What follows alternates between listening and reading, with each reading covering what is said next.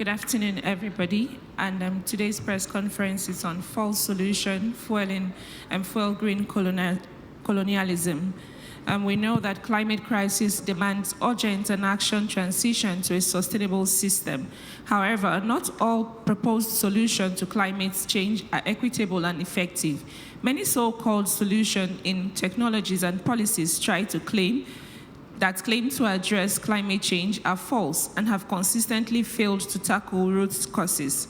Rather, they often perpetuate environmental degradation, social injustice, and economic exploitation, particularly in Global South. The phenomenon is increasingly referred to as green colonialism, where the pursuits of green initiatives reinforce historical patterns of resource exploitation and unequal dynamics.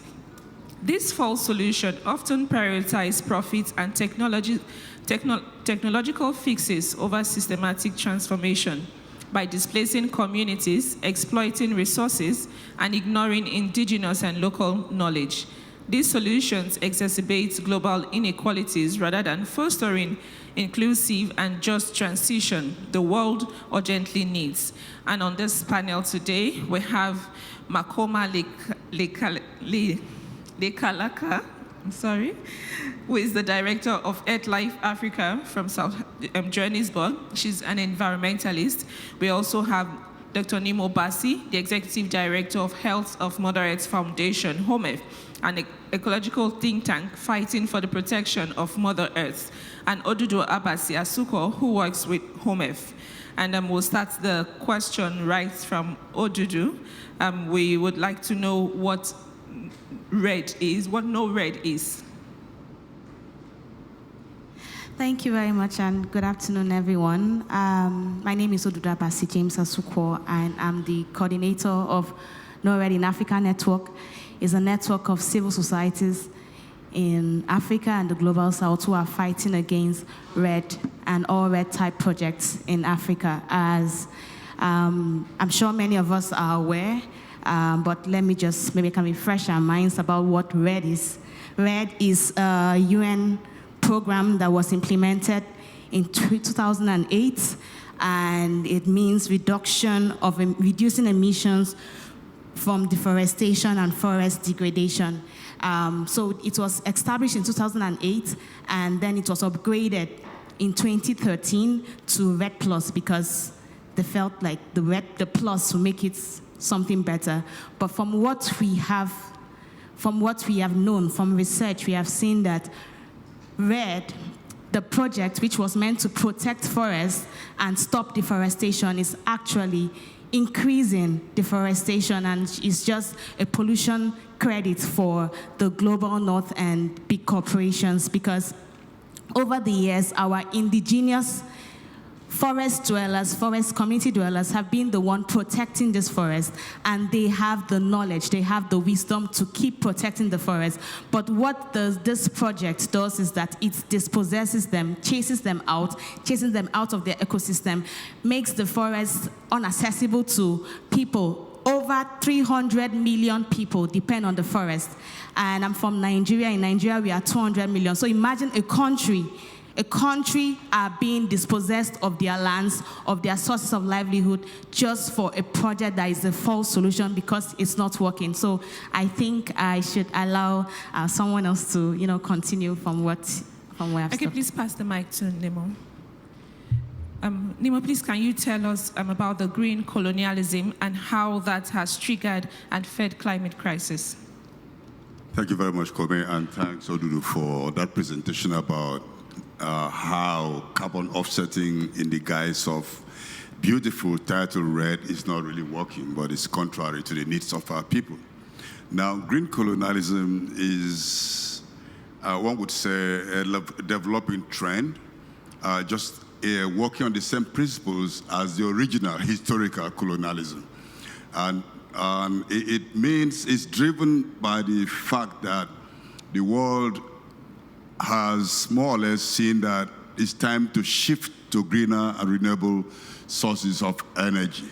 But this requires certain minerals, which some people call critical minerals or essential minerals. And that in itself connotes a certain sense that these minerals are critical and they must be extracted. Now, the colonialism comes in the terms of the fact that this extractive mode continues with the same extractive mode that was established in the extraction of fossil fuels. So you have a situation where communities are being dispossessed, they are being displaced. You have a situation where communities' consents are not sought in the drive for minerals such as lithium, cobalt, copper, and the rest that are needed to produce batteries, phones, or whatever is needed for the energy transition. So we see a situation where the same mode of exploitation is being established in order to have this shift in energy form, which makes it very difficult and very complicated. Because if you want to, the transition we need must not just be in terms of what comes out at the end, but how that end is achieved.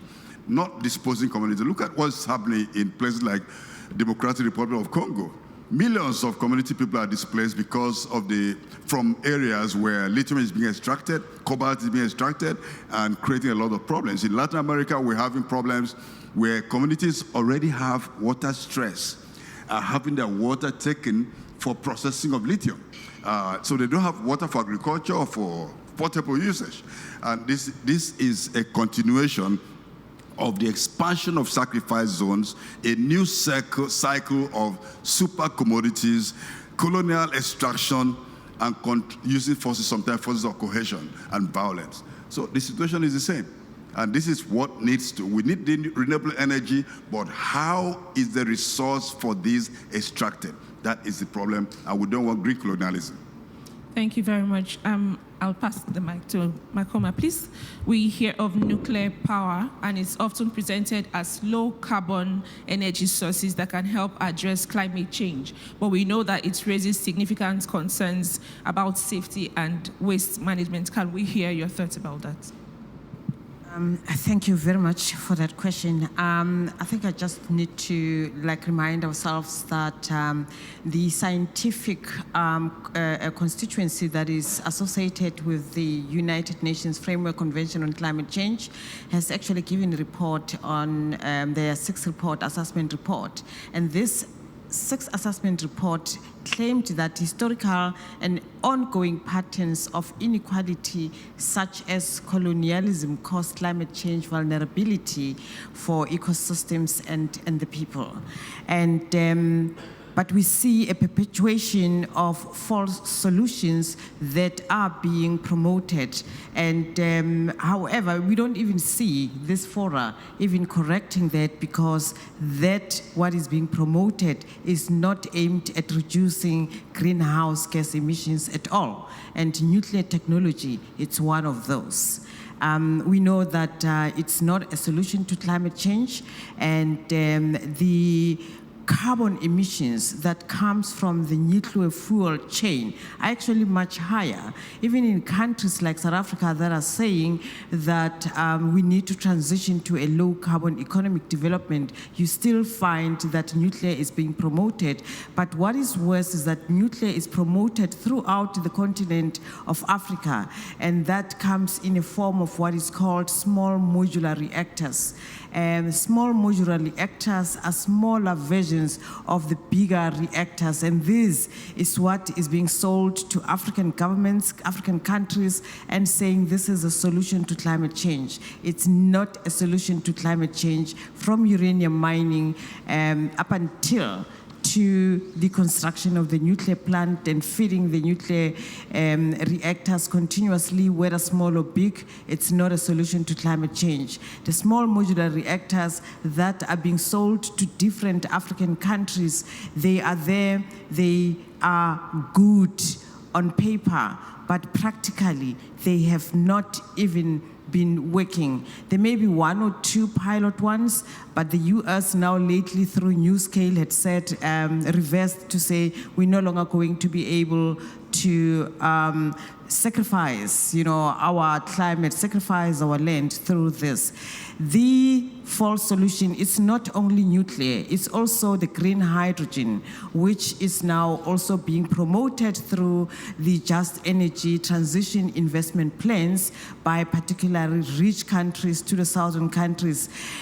The nuclear power is an antiqued kind of nuclear, of a way of generating electricity, which is very dangerous. And with hydrogen comes also those concerns that are there with other energy generating technologies that are not of benefit to our people, that stripe our people, our land, that disrupt our people, cultures and traditions, that also poisons the soil where our livelihood comes from and destroy the biodiversity that we have in different countries. So these four solutions are the solutions that I think we need to hold these forums accountable for, because they are promoting a destruction of our biodiversity. Do hold on to the mic. So is this nuclear solution, is this a solution to loss of energy? And can you say that its role is achieving just transition? Nuclear is not achieving just transition at all, because the generation thereof increases the carbon budget of any country, wherever it is. The issue is, as an antiqued energy generation mode, it's very dangerous. It's too dangerous. If it happens that there is an accident, the impacts there are devastating. And we wouldn't want to go back to the Fukushima that we all know of, the Church Rock disaster and the Chernobyl disaster. So it cannot at all be a solution for energy, and also it's quite expensive. And expensive not only economically, it's also expensive because it destroys the environment, and that means our people's livelihoods are being disrupted, and it takes so much long to build. So it cannot at all be an alternative to any energy demand in any country. If a construction starts now, I would not even enjoy the electricity that comes from that in my lifetime. And the small modular reactors that are being promoted, it's a smaller version of a bigger reactor, and it's still the same. It's quite expensive. It does not be used. So our African countries, if they accept the small modular reactors, that they would be making Africa a sacrifice zone, like we saw through Chernobyl, we saw through the other accidents that have happened before. Thank you very much. Please pass the mic to Odudu. So I'm going to pick up from where she stopped about our environment. Can you tell us how this RED project has in fact impacted the rights of indigenous people and local communities, particularly as it refers to land tenure and access? Okay, thank you very much for that question. So, RED project, on paper, aims to protect forests. What are the forests? The forests are, I'll call the forest the lungs of the earth. So imagine that your lungs are being privatized. Someone tells you, I want to be the one that controls how you breathe. That is what RED aims to do. It aims to take over the forest. And when you come to take over the forest, they come with the notion that the forest belongs to no one. But we know that that's not true. There are people that own the forest. There are people that tend to the forest. There are people that their livelihoods depend on the forest. A lot of indigenous people, their religion, their spirituality, their livelihood, their food, our medicine, our drugs come from the forest. So if the forest is taken away from the owners, it dispossesses them totally. It literally kills them. It literally, takes away their life. So that is why we are totally against RED, because it's a false solution. Why is it a false solution? It doesn't actually cut the emissions that it is proposed to cut, because fossil emissions are different from carbon emissions. The trees absorb carbon. The fossil that is promoted from burning fossil fuel is not the carbon that the trees absorb. The trees already have the work that they are absorbing. So people coming to say, oh, the trees are going to absorb the carbon from fossil, is not the same. It's not as easy as 1 + 1, okay, we are doing maths and we're just making numbers and calculations. Doesn't work that way in the natural cycle. So this possesses indigenous people. They don't have access to their lands. And interestingly, it will amaze you to know that then it promotes logging, illegal logging, because the government owns the land and now they give it to whoever they want to give it to. The people are not able to enter into the land, so you don't know what's happening in your land, but you just know that after some time there's no longer forest. One third of Zimbabwe has been taken over by red projects. 1/3 of a country has been taken over, dispossessed. Those people, they have no homes anymore because of red projects, and that is something that we must not accept in any guise. Thank you. Thank you very much. Please give the mic to Nemo. Nemo would like to hear your thoughts on what are the dangers and patterns of data colonialism and its impact on climate change. That's an interesting question. Well, since today we're focusing a lot on technological solutions, I guess it's important for us to also look at what happens with the data when we click those apps on our phones. And of course, we do know that artificial intelligence, as well as dependence on so much, our life is so much hooked on data, on computers, on phones. To run these systems require a lot of energy. And so a lot of greenhouse gases being released to the atmosphere, because to run the big frameworks for these technologies require a whole lot of power and energy, more than what may be needed for some communities.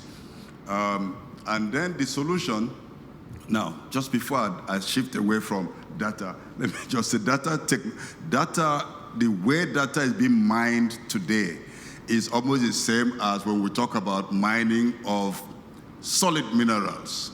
I mean, data is it's not something you see, but people, so we don't feel anything about it. We have a new form of data colonialism. Now, it's also about territories, but not about physical geography. This is about our physical being, our bodies. Our information about us being mined, about where we stay, where we live, where we go, what we do, and all these are all collected for profit. And when you collect this for profit, which is what the advertisement is doing all over the place, of course, it leads to production of material for energy, greenhouse gases, much more than would be necessary otherwise. But if you permit me, let me just say a couple of words about some of the things that are being done at the COP and by governments, especially about the false solutions. We are talking about false solutions and the rise of market environmentalism. We are seeing situations where whatever is brought up here seems to be aiming to sustain the existing system that is creating the problems that we're here trying to discuss and to solve. For example, we hear words like decarbonize. That sounds very beautiful, and we all want to decarbonize. Everybody saying, we're going to decarbonize. What are you decarbonizing? Part of that concept means, well, you're going to continue polluting, but you find a way to decarbonize after the fact. And so you're not stopping before, you're coming to stop after the fact, which is what that means, that you want to sustain the current system of consumption, the current system of pollution, and the current system. We talk about net zero by 2040, by 2050, 2060, 2070. And of course, the European Union, for example, had said they will attain certain levels of net zero by 2030. Now they talk about 2035. So everything is shifting. We are moving like we are chasing the horizon, and the horizon is moving backward because we don't appear to be serious about taking real solution. And I do believe, some of us do believe, that one of the things we need to do is to decarbonize our minds, decarbonize our brains, change our narrative. And this is why communities are asking for the world to be Yasunized. In other words, to learn from the indigenous persons in Ecuador to keep fossil fuels in the ground, because this is the real climate action that is needed. And we don't have sufficient language.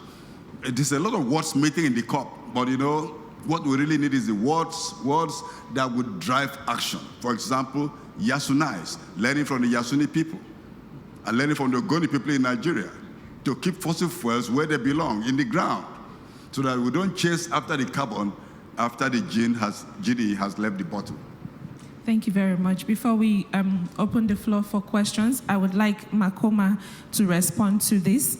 And what does nuclear power fit into a just transition that prioritizes equity, community ownership, and local benefits?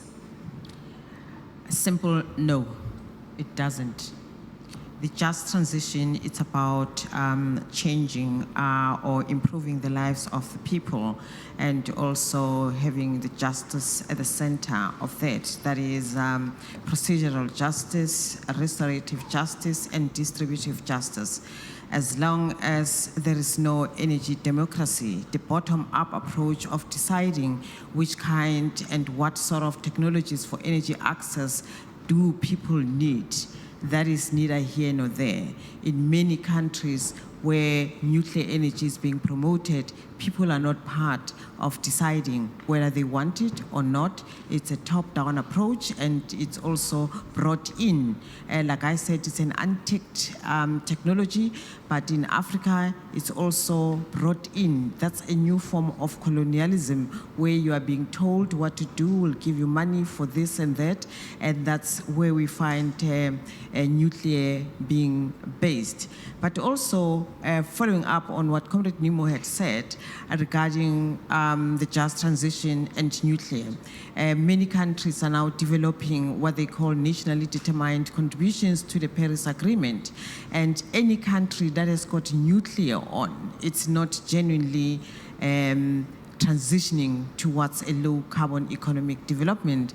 Based on that, the waste from nuclear becomes radioactive for hundreds and hundreds of years. So if you really are saying you are decarbonizing, but then you're putting in technologies that are not reducing any emissions, that means you are not. And this is where we find this false hope that comes with net zero, that by 2035, by 2050, by 2070, we shall have reduced so much emissions. And I think that should have been done yesterday. That should have been done the previous years, because there is that intent. Why do you want to put intent in the future and you don't start acting now? And this is where nuclear comes. And I would say that what is promoted as a transitional fuel, saying the small modular reactors are transitional fuel, they're very good on paper, good on the paper that they are written on, but they are not a transitional fuel. They're not a solution to climate change. Thank you. Please, we'll open the floor for one question. If you have any question, please signify by raise of hand. Yes, please. Thank you very much for those powerful words. I like the way you analyzed the issues around nuclear energy, as well as all that has been said about the red and the red plus, and all of that. But we see that there is a new wave of sneaking in the red project into territories, into countries. Sometimes they brand it as the blue economy concept, where they take swaths of mangrove areas and all of that. So and just to say that before now, we know that our indigenous people have protected these places. They've actually acted as custodians to these places through local and indigenous knowledge. If you like, call it local and indigenous technology. So how do we go back to the roots? How do we ensure that these local and indigenous technologies take preeminence in these discussions and takes over the anti-people science that we are seeing? Thank you.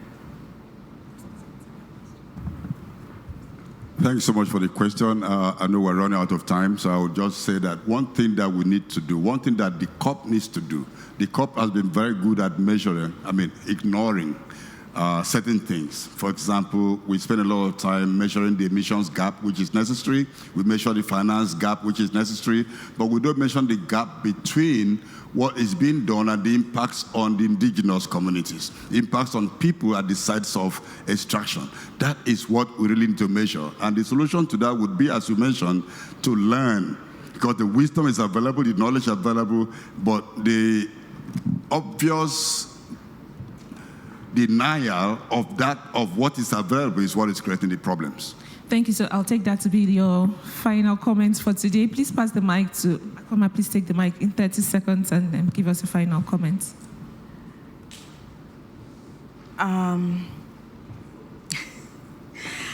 For the sake of a people's bottom-up decision-making process, which is evident mostly in indigenous communities, that we collectively decide and collectively imagine what the future should be like.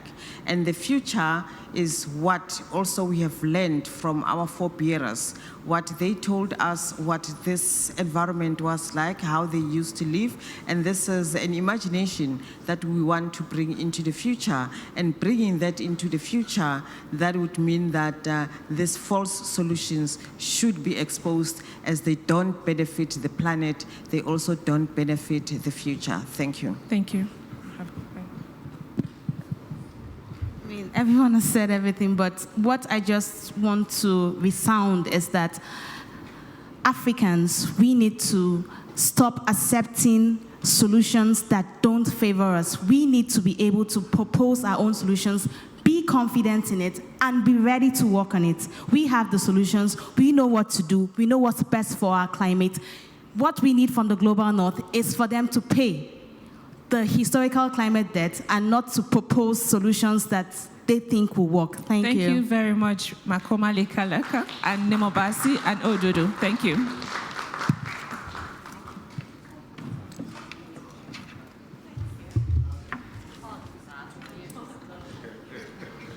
On a really tight schedule.